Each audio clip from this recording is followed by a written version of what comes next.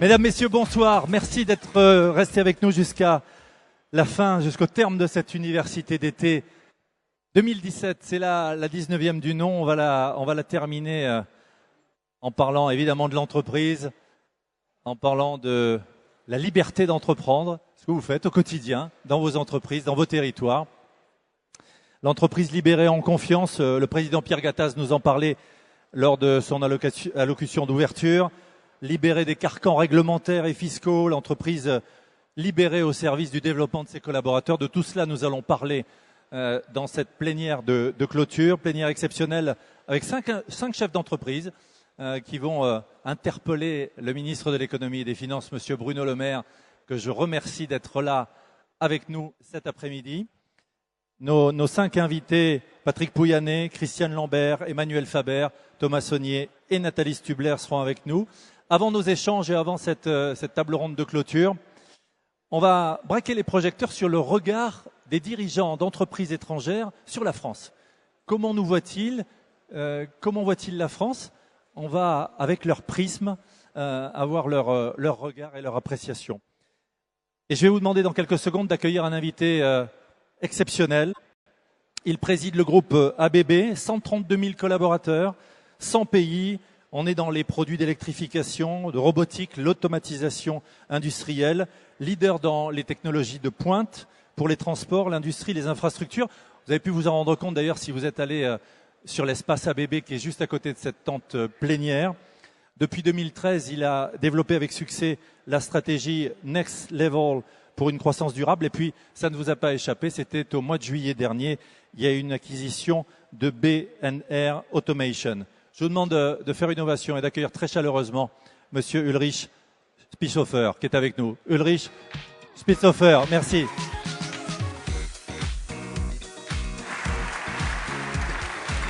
Sehr angenehm.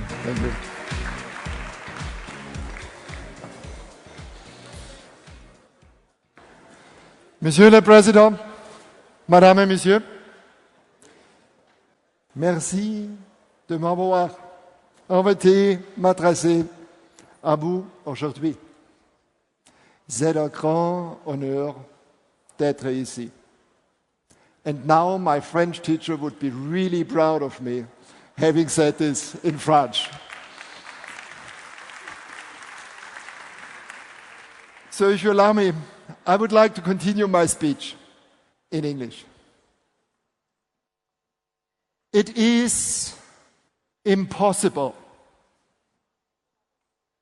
100 years ago, people would have said, if we would have told them that in the year 2016, a plane only powered by the sun will be flying around the world without consuming one drop of fossil fuel.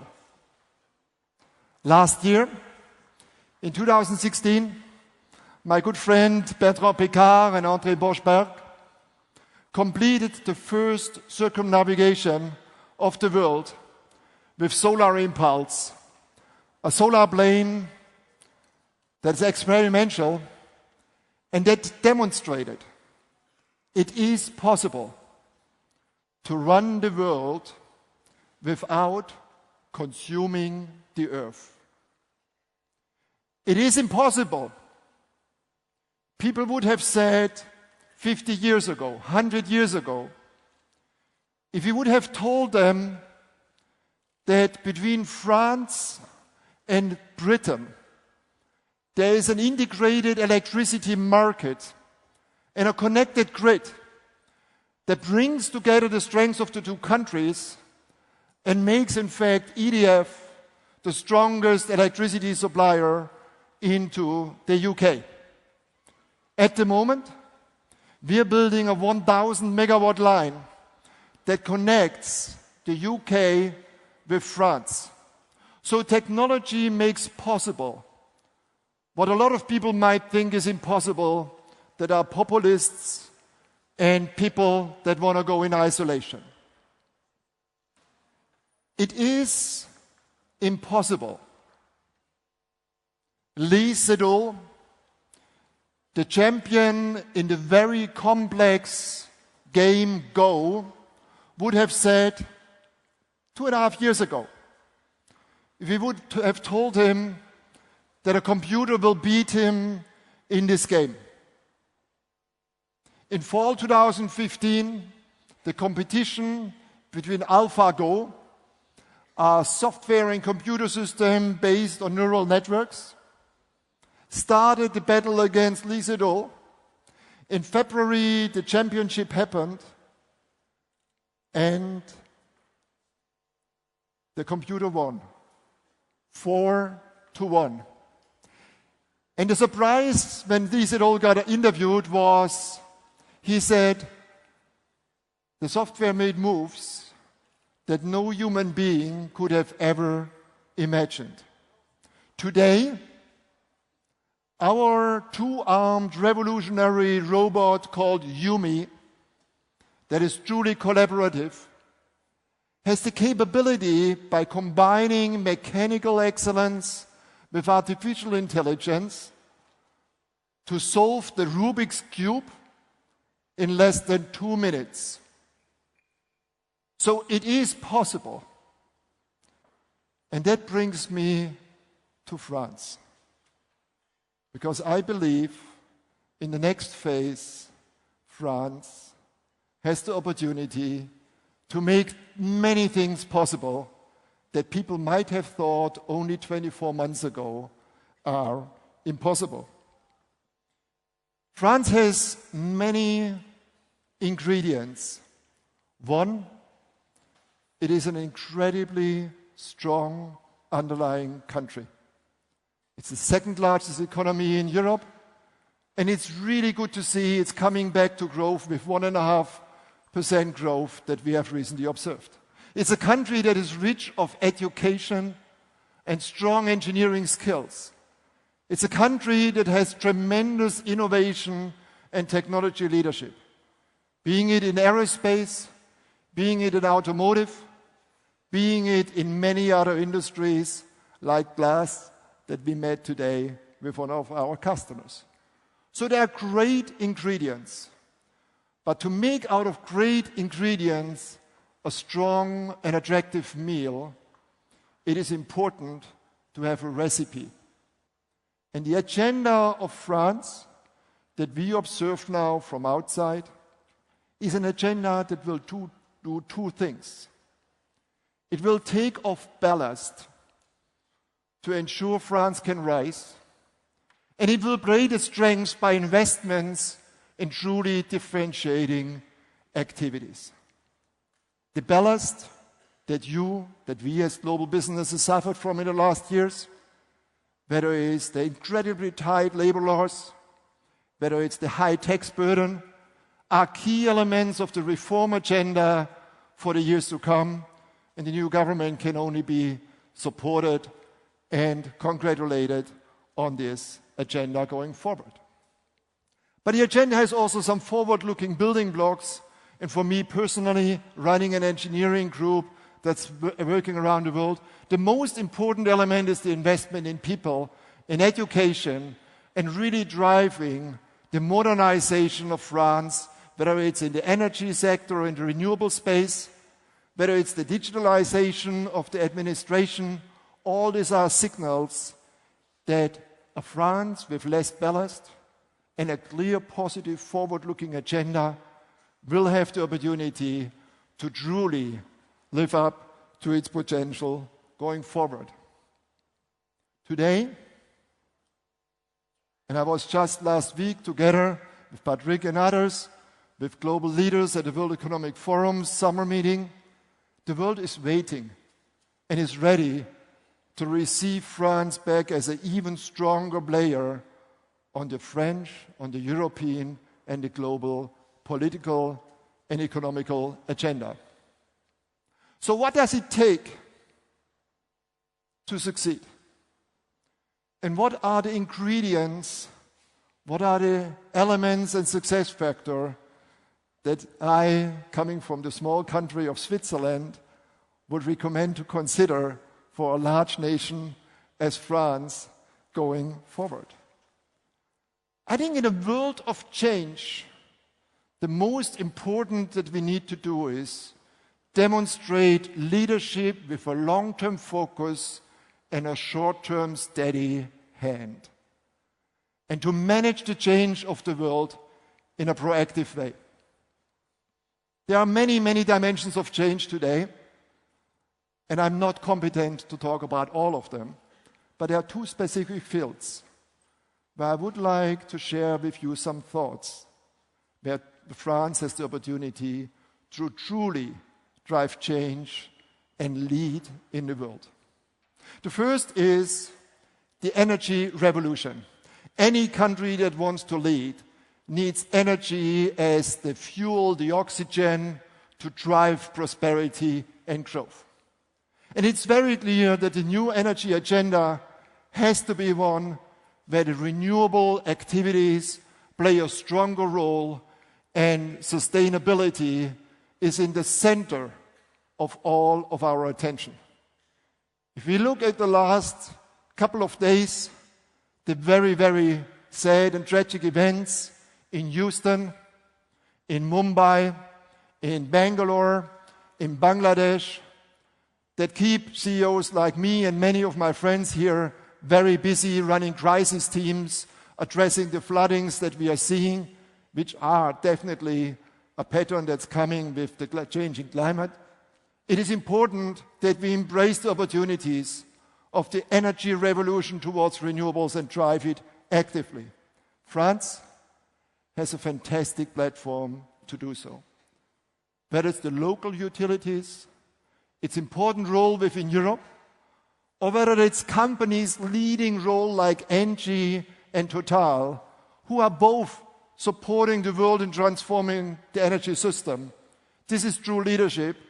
And I think in the next phase, France has a tremendous opportunity to go on the center stage of the energy revolution and play an even stronger role through strong governmental, institutional, and company leadership in that space. The second dimension of change that we all experience every day, everywhere when we run a business is the fourth industrial revolution. Now, what's so specific about this thing? It's very simple. The first three revolutions replaced muscle power in the factory. The fourth industrial revolution is the first one that leaves the factory door and goes into every job, in any company, in any capability, in industry, and in many other areas. So it's only natural that in this fourth industrial revolution, where we live artificial intelligence, robotics, the Internet of Things on a daily basis, there's on the one hand tremendous opportunity, but also the threat to miss out. And if we look where France is here today, I think at the moment the opportunity has not been fully realized. And let me just share one very simple example, and I will later on use others. At the moment, there is a lot of discussion whether robotics is good for mankind or bad.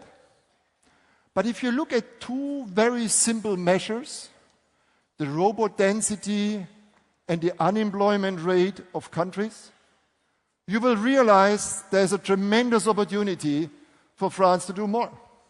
Today, France has 127 robots per 10,000 workers in industry and has an unemployment rate somewhere between 9 and 10%. Germany and Japan have both about 300 robots per 10,000 workers. And Germany has 3.9, Japan has 2.9% unemployment. So the myth that it is bad to have automation and it's bad to have robotics is wrong. And the technology can be really, if embraced right, drive competitiveness and allow countries to differentiate, to drive growth, wealth, and prosperity. I think the deployment of technology to enhance enhance productivity, whilst going hand in hand with the development of our people, is one of the biggest opportunities of France in the coming phase of its development. It is wrong to nurture and fuel anxiety in people. And I give you a very simple sentence. It is clear that people are afraid today. And one dimension why they are afraid is jobs are changing in an unprecedented pattern compared to any other phase in mankind before. In the past, the dad learned the one job and the son learned the next job. So we had intergenerational job changes and requirements for education. Today, the jobs are changing so quickly that within one lifetime, you will have to learn and unlearn new jobs continuously. And that means it poses a significant challenge for all of us in this room, for government, education, and industry, to take the people with us, make sure the anxiety is being moved away through good information, and education is being seen as a competitive differentiator. Now, if I look at what technology really has done and what happened in mankind, there have never been more people employed today, despite the fact that we have more technology work than previously. Since 1960 and today, in the last 50 years, more people have been moved from below the extreme poverty line than in the combined 500 years before. In fact, if you look at 1990, 35% of the global population was below the extreme poverty line. Today, it's less than 10%. And a lot of people have moved, in fact, more than 1 billion people have moved from below the extreme poverty in the right space. But there are not only winners. China and India have embraced technology to drive the change and have moved many, many people out of extreme poverty. Sub-Saharan Africa has missed this opportunity. And there is more people in extreme poverty than ever before. So it is so important that we really make sure we take the people with us and to remove the anxiety of people around us that are working every day. And it's important that people realize technology is not the enemy. Technology, if right deployed, will really enhance the creation of jobs, of wealth, and prosperity in an amazing way. I still remember many, many stories that I heard from ABB people that in 1974, when we brought, as the inventor of the industrial robot, the first welding robots into the automotive industry, a lot of people were very concerned that the jobs would go away and the automotive industry would be an industry without people. Fact is, today, there are more people than ever employed in this industry. Cars are more affordable, but the jobs have changed. The welders are gone, but the software programmers today are there. So it's very important that we realize that change. Another element that was a lot of people had anxiety for were smartphones. And if you look at what smartphones have done, yes, they have quantum leaped in many areas of the world, the fixed line telephony. Today, this industry employs millions of people, and it enables trade and economic activities, for example, in Africa, where mobile phone is not only communication, it's a financial instrument to do banking in a way that the continent can drive trade like never before in this world. Now, what is important? It is important that we not only take the anxiety away, it's important that we drive education of our people. Education will be the key centerpiece for companies, countries, economies to differentiate. And we need to think about, in this fast-changing world, that educating somebody between 5 and 25 will not be sufficient. We will need continuous learning during life, and the education system needs to go through a revolution to really address this opportunity, because I still see it as an opportunity.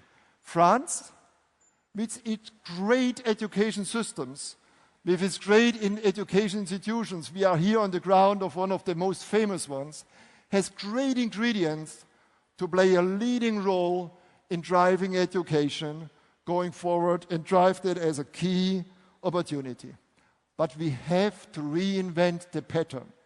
Education will not be about building a school with brick and mortar, filling it with 20 years old, and that's it. We need to connect the ecosystems on education in industry, in government, and in the education bodies to really shape a new education agenda, a new education format to take the people with us in a good way. So if I sum up, there are tremendous opportunities to drive and demonstrate leadership for France in a world of change. Whether it's the energy revolution or the fourth industrial revolution, the ingredients are there in a country that's being freed up of ballast with a forward-looking agenda. I think it's very important that we live up to our responsibility and live actively this opportunity jointly. When I was invited to come here, I was asked to talk about what global leaders or company leaders of global companies expect from France. And let me summarize. I think there are two things that I expect of this country in the years to come.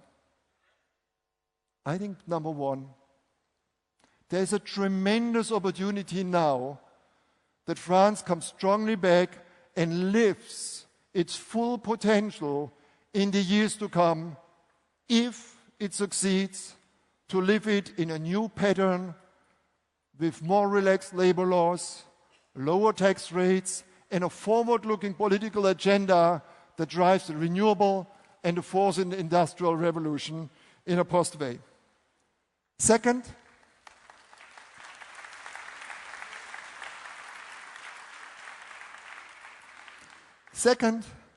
what I expect from France personally, I think France will surprise all of us.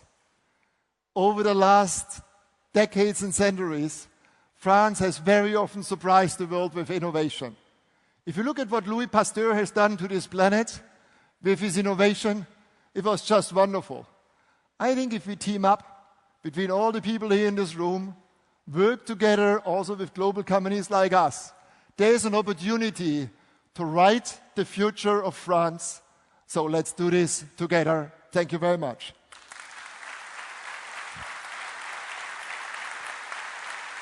Ulrich Pissofer, que je vous remercie d'applaudir. Vielen Dank. Vielen Dank. And thanks for sharing your enthusiasm for France. Merci infiniment. On termine avec une note très positive et merci encore à lui d'avoir été avec nous et à toutes les équipes d'ABB. Notre plénière de clôture, libérer l'entreprise. La déclaration de politique économique générale des chefs d'entreprise, c'est maintenant, sous l'œil attentif de notre ministre de l'économie et des finances, M. Bruno Le Maire, que je remercie d'être avec nous, qui connaît bien cette scène, on s'y est vu l'année dernière.